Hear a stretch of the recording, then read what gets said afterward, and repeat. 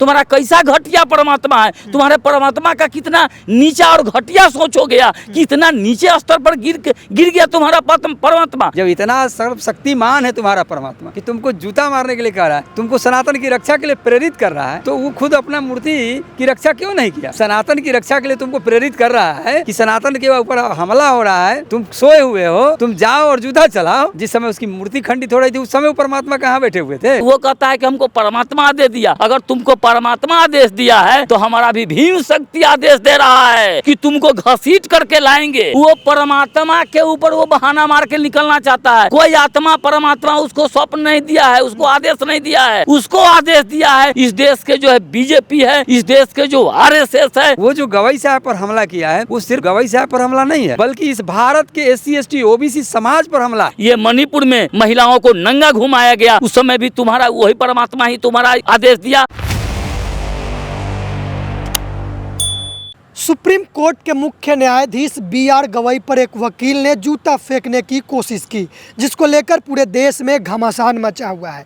बहुजन समाज के लोग इस पर अपनी अपनी प्रतिक्रिया दे रहे हैं और जो लोग लोकतंत्र में विश्वास करते हैं वो भी इस घटना की निंदा कर रहे हैं। कुछ लोग ऐसे भी हैं जो जूता फेंकने वाले वकील की तारीफ कर रहे हैं और ये कह रहे हैं कि अपने धर्म के लिए उन्होंने बहुत ही वीरता का काम किया है। लेकिन कुछ ऐसे लोग हैं जो BR गवई के सपोर्ट में है और ये कह रहे हैं कि ये घटना निंदनीय है, लोकतंत्र पर हमला है। इस मुद्दे पर बातचीत करने के लिए मेरे साथ इस वक्त मौजूद है मूल निवासी सांस्कृतिक मंच के प्रदेश प्रबोधक दिलीप कुमार यादव जी और मूल निवासी सांस्कृतिक मंच के राष्ट्रीय उपाध्यक्ष डॉक्टर रामनरेश सिंह यादव जी। ये जो मामला है ये कोई साधारण मामला नहीं है, ये समझने की चीज़ है। भारत के जो SC ST OBC जो 90% बहुजन है, बहुजन को समझने की चीज़ है। यह कोई साधारण घटना नहीं है। यह जो घटना है पूरे भारत के 140 करोड़ जनता के ऊपर जूता चलाने का काम किया गया है और उसमें भी खासकर जो SC ST OBC Bahujan Samaj के लोग हैं उसके ऊपर जूता चलाने का काम किया है। और जूता चलाकर ये सामंतवादी मनुवादी ने ये साबित कर दिया है कि देखो मैं तुम्हारा संविधान रक्षा नहीं कर सकता है, चाहे तुम जितना भी कुछ कर लो लेकिन तुम्हारा संविधान कोई रक्षा नहीं करेगा। चाहे तुम्हारे लोग CGI की कुर्सी पर सबसे ऊंच कुर्सी पर चले जाए या उससे भी बड़ी कुर्सी पर चला जाए, उसके बावजूद भी तुम्हारी रक्षा नहीं हो सकती है। ये हमको चैलेंज किया है जूता मार करके। और हमारे SC ST OBC Bahujan Samaj को इस चीज़ को समझना चाहिए कि हम भारत का संविधान अब कुछ बच नहीं गया है। जब CGI पर जब इतना बड़ा जब जूता चल गया तो फिर बच के आ गया। और जूता इसलिए चलाया उसने कि देखो तुम जिस समाज को मैं तुम सदियों से जिसको वंचित करके रखा था, शिक्षा के अधिकार से वंचित रखा था,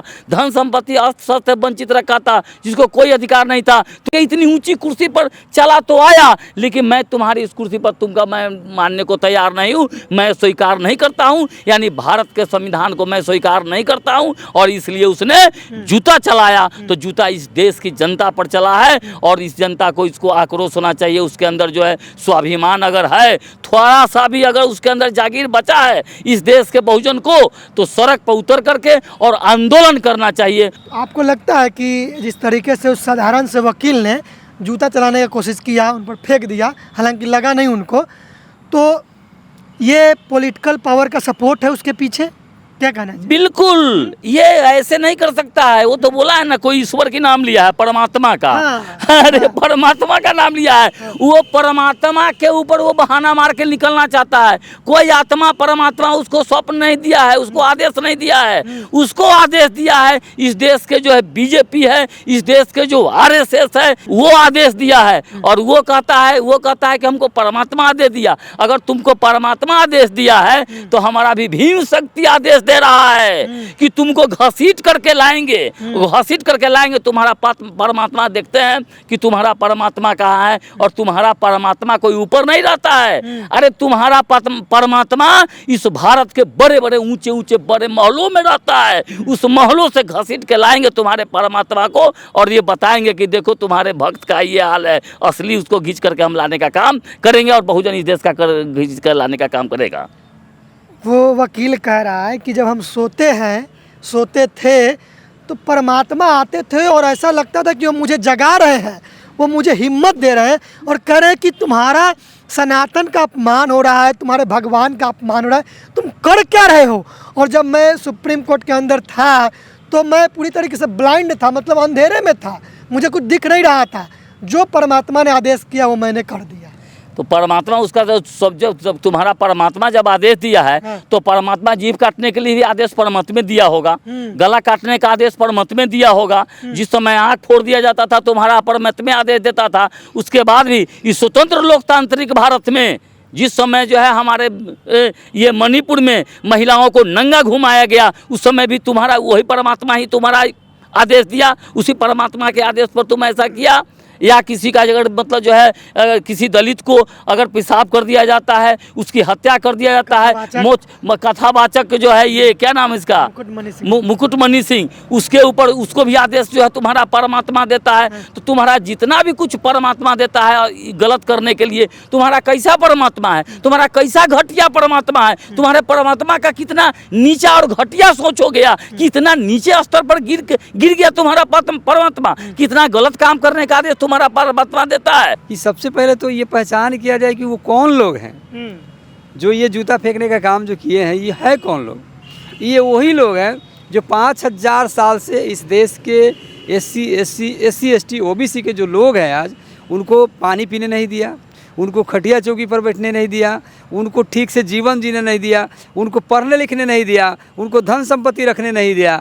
वही लोग हैं वो जिनको आज ये चीज़ अखर रहा है। संविधान के बाद जब हमको ये अधिकार बाबा साहब ने दिया कि हम कहीं भी जा सकते हैं, शिक्षा प्राप्त कर सकते हैं, नौकरी कर सकते हैं, रोजगार में जा सकते हैं, किसी भी पद पर जा सकते हैं, तो वो ये चीज़ उन लोगों को अखर रहा है कि कैसे ये एक दलित व्यक्ति जज की कुर्सी पर चला गया।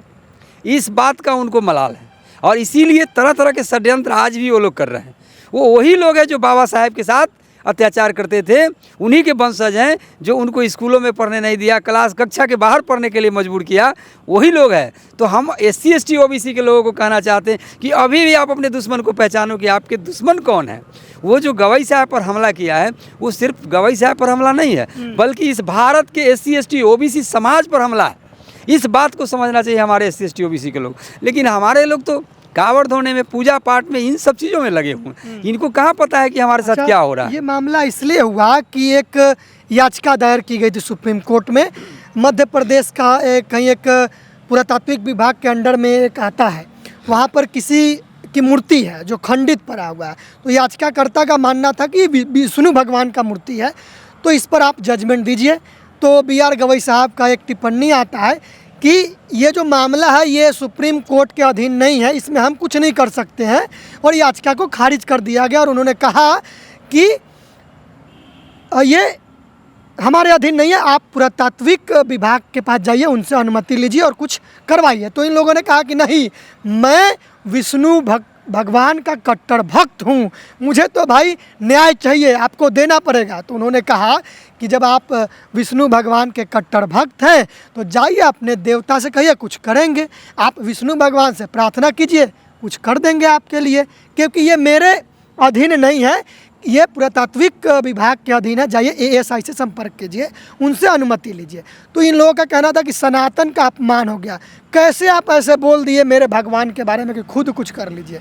क्या कहेंगे? इससे उनको आहत हुआ, उनकी भावना को ठेस पहुंचा। देखिए, इसको थोड़ा इस तरीके से समझना पड़ेगा कि ये मामला आज का नहीं है, ये मामला पहले का है। लेकिन यहाँ पर कॉन्स्पिरेसी क्या है कि जब गवई साहब शपथ ले रहे थे चीफ जस्टिस का, तो उन्होंने उस समय कहा था कि मुझे रिटायरमेंट के बाद कोई पद नहीं लेना है। और आते आते उन्होंने एक फैसला दिया, एक अपना वहाँ लागू किया सुप्रीम कोर्ट के अंदर में, जो अफसरों की बहाली होती है उसमें उन्होंने आरक्षण की व्यवस्था करी।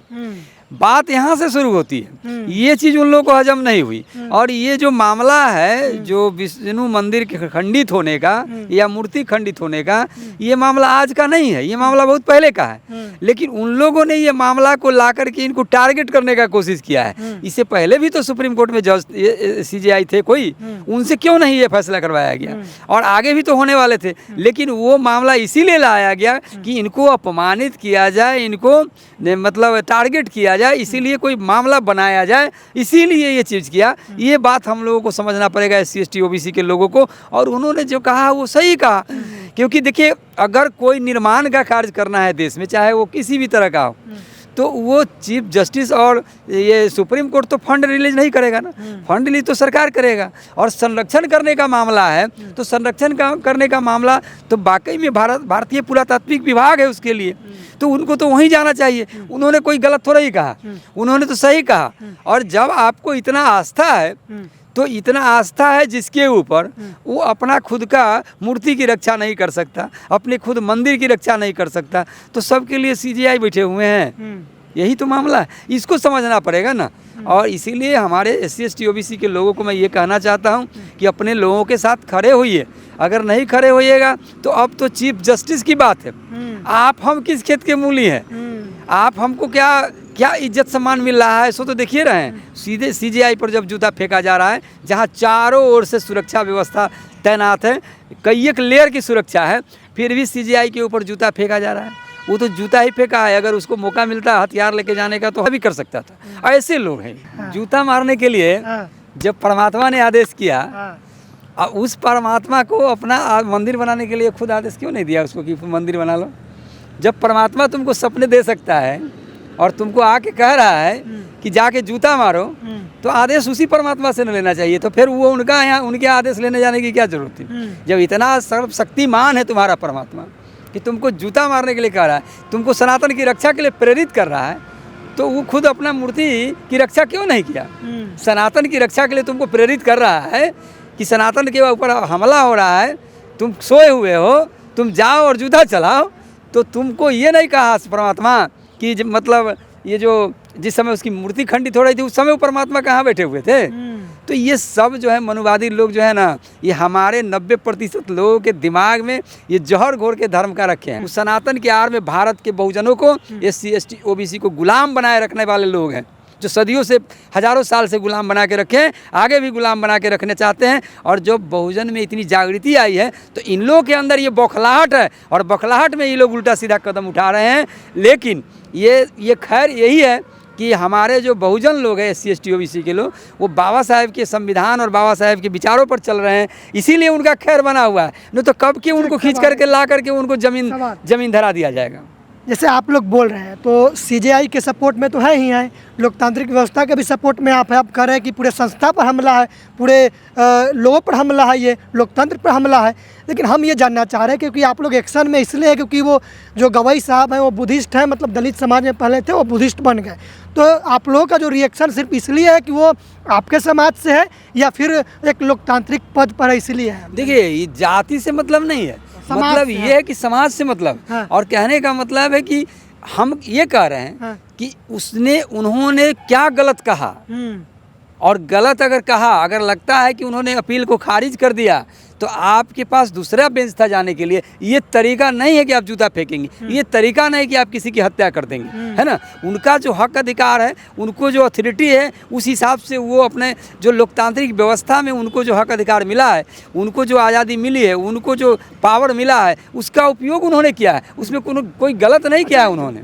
अगर BR गवई के साहब पर इससे पहले जो चंद्रचूड़ थे या उससे पहले कई सवर्ण और ब्राह्मण समाज के जज थे, अधिकतर वही लोग होते हैं कॉलेजियम सिस्टम से, अगर कोई इनके जगह पर कोई दूसरा होता सवर्ण या ब्राह्मण समाज का, तो अगर ऐसा टिप्पणी करते वो, तो क्या जूता उन पर चलता? अरे इसके पहले हो चुका है, तो इसके पहले हो चुका है कि ब्राह्मण समाज के चीफ जस्टिस थे ना, जो क्या बोलते हैं, मार्कंडे काटजू, उन्होंने क्या कहा? उन्होंने तो बहुत सारी बातें इस तरह की कही है, और वो तो बार बार इस तरह की बात करते रहते हैं। लेकिन उनके ऊपर क्यों जूता नहीं चला? ये इसलिए जूता चला कि ये भारत के SC ST OBC के समाज को बड़े पदों पर बर्दाश्त नहीं करने वाले लोग हैं।